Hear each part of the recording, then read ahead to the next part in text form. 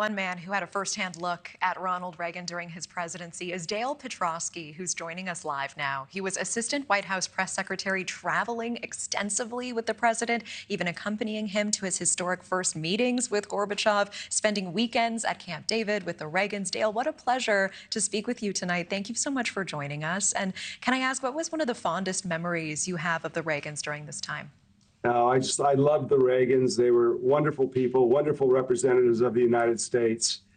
And gosh, you know, the weekends at Camp David were very special because you got to know them as people, and what great people they were. They were so they were real. And, you know, I was proud of to be around him every day. Proud to be around Mrs. Reagan every day.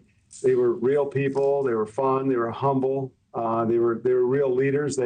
They cared about this country, and they cared about doing right for this country. And so it was an honor to spend those years in the White House. An honor. I hear you. Take us behind the scenes for the meeting with Gorbachev. What stands out to you? I saw you smiling as we were watching that clip back. Yeah, well, they developed quite a friendship, the president and Mikhail Gorbachev. And in fact, Mikhail Gorbachev, as you know, spoke at President Reagan's funeral. And that was unimaginable, you know, just 10, 15 years before that a Soviet leader would speak at a president's funeral. But they developed a good bond. They wanted to do right for the world and for their countries. And, you know, they started off by calling each other by their first names. And I think that set the tone for friendship, and it cut down all the formality, and it got down to them as real people. And the president wanted to know Gorbachev and what made him tick.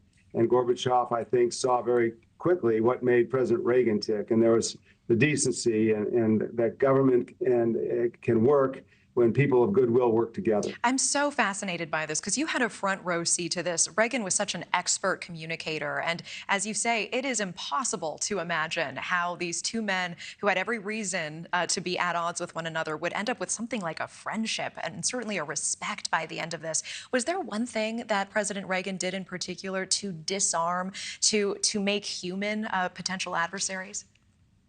I remember the first meeting, the first day in Geneva. That was the first meeting back in 1985. And the first thing the president said to Gorbachev was, let's call each other by our first names. My name's Ron.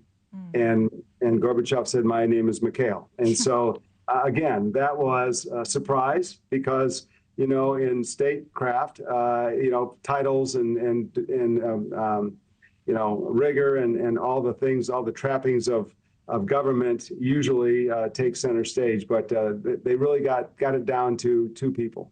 Wow. What do you think Reagan's legacy is, and what do you think he would make of our current political climate today? Yeah, I think his legacy is the fall of the Soviet Union without a single shot being fired. Nobody thought that was possible. Putting the economy on the right track and setting us up for a great 20 years of economic growth in this country.